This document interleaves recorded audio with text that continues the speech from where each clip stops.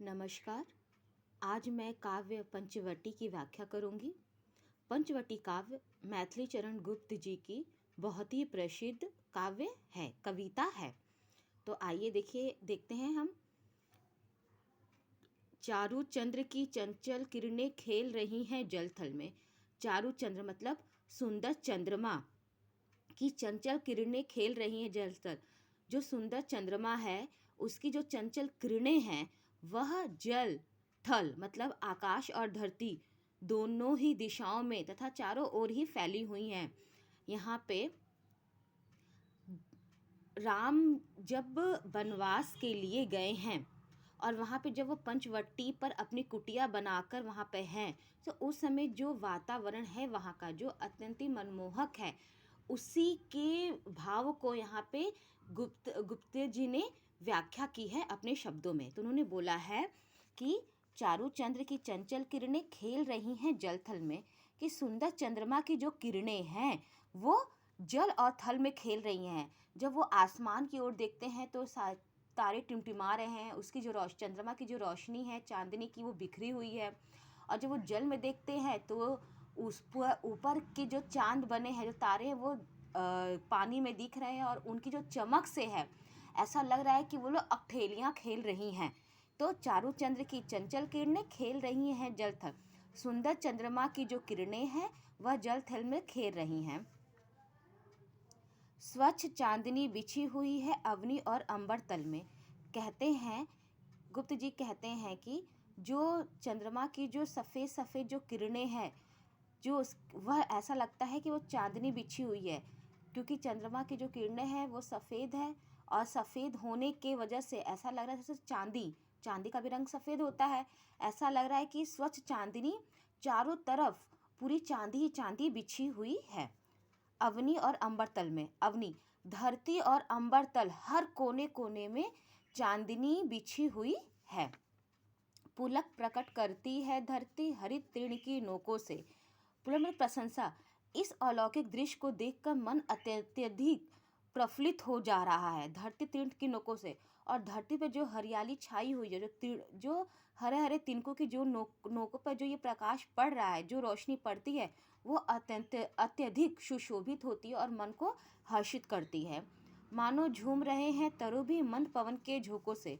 और इतना सुंदर वातावरण है कि ऐसा लग रहा है, साथ ही साथ ऐसा लग रहा है कि जो तरुण जो वृक्ष है, जो धीरे धीरे हवाएं चल रही है, जो मंद मंद हवाएं जो धीरे चल रही हैं, उसमें जो तरुण जो वृक्ष हैं जब वो हिल डुल रहे हैं तो ऐसा लग रहा है कि वो लोग अत्यधिक प्रसन्न होकर हिल डुल रहे हैं।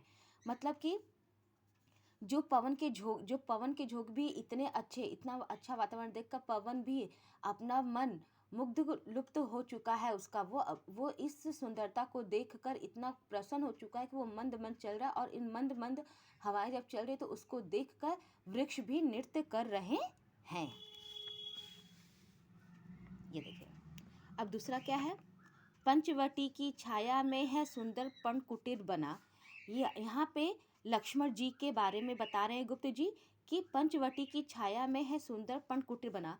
कि ये जो पंचवटी वो चारों पंच, ये पांचों तरफ से जो ढकी हुई है, जो पंचवटी बनी हुई है पांचों की तरफ से छाया से, जो पंचवटी उस सुंदर पर्ण कुटीर। तो एक सुंदर पर्ण कुटीर, पर्णकुटी मतलब पत्तों, पर्ण मतलब पत्ता होता है, तो पत्तों से बनी एक कुटीर है। उसके सम्मुख स्वच्छ शिला पे धीर वीर निर्भीक मना।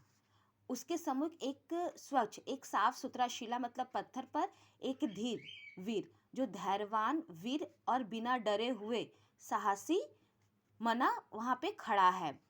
जाग रहा यह कौन धनुर्धर जब भुवन भर सोता है। गुरु जी कहते हैं कि इतना अच्छा मौसम है और पंचवटी की छाया में एक पत्तों से बनी सुंदर कुटिया है और एक उसी के सामने एक स्वच्छ शिला पे एक साहसी वीर धनुधर बैठा हुआ है, बैठा हुआ है। जाग रहा है कौन? और ये धनुधर कौन है जो कि इस समय जाग रहा है जब सारी दुनिया सो रही है, सारा विश्व सो रहा है, तो ये धनुधर क्यों जाग रहा है? भोगी कुसुमायुद्ध योगी सा बना दृष्टिगत होता है। भोगी जो इसको देखकर, इस वीर को देखकर लग रहा है कि ये पुष्पों से भोगी है, ये पुष्प मतलब ये सुख सुविधा का भोगी है और ये सुख सुविधा भोगने योग्य है, तो फिर ये योगी सा क्यों दृष्टि, लेकिन ये योगी सा क्यों, मतलब ये एक सन्यासी जैसा क्यों दिख रहा है? देखने में ये तो धनुधर एक छत्री है और क्या बोलते हैं, इतना अच्छा दिख रहा है, वो सुख ऐश्वर्य भोगने का लग रहा है, आदि लग रहा है वैस उस, लेकिन ये सन्यासियों जैसा, ये योगियों जैसा क्यों दृष्टिगत, मतलब क्यों दिखाई दे रहा है? यदि मेरा यह व्याख्या आपको अच्छी लगी हो तो प्लीज़ लाइक, शेयर और कमेंट्स करें। आगे आगे की व्याख्या में मैं अगले वीडियो में बनाऊंगी। Thank you.